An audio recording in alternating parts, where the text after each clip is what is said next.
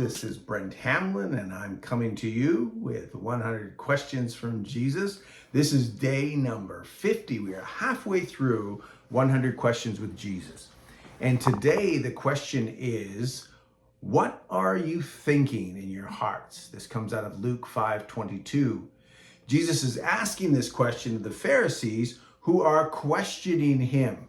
So let me give you a little bit of background. So what's happening is Jesus is in the home of believers, and he is teaching and he's healing. He's doing a lot of the things that he normally does.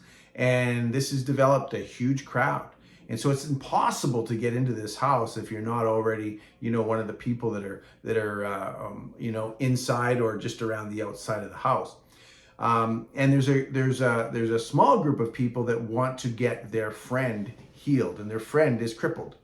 And so they actually go up on the roof of the home, they rip the ceiling apart, and they begin to lower their friend down.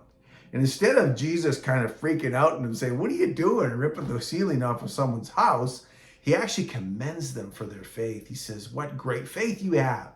And he says, "Your sins are forgiven." And when he says this, he senses right in his heart right away that the Pharisees are thinking badly of him. In fact, they are thinking in their hearts, who is this man committing blasphemy, saying your sins are forgiven? Who can forgive sins but God alone? And Jesus knows they're thinking this in their hearts. So he says, what are you thinking in your hearts? And then he says to them, what is easier to do?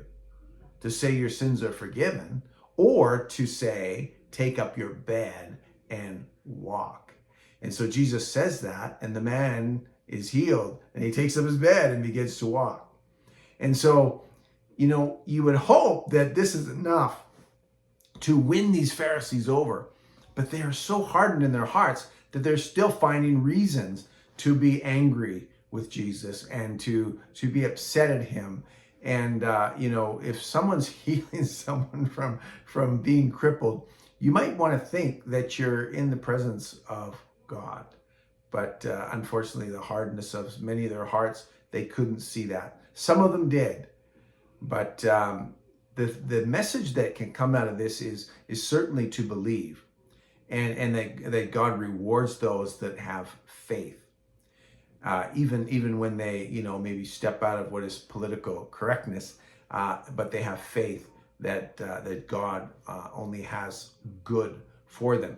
The other thing to think about here is that it's important what we think in our hearts. It's important what our thought process is as much as what we're saying out loud, because God knows even our thoughts. And that's why Jesus always called people to a higher calling than just the commandments that said, do not commit adultery. He said to even think in your hearts about adultery, to even look on a woman with lust in your heart is to have committed adultery.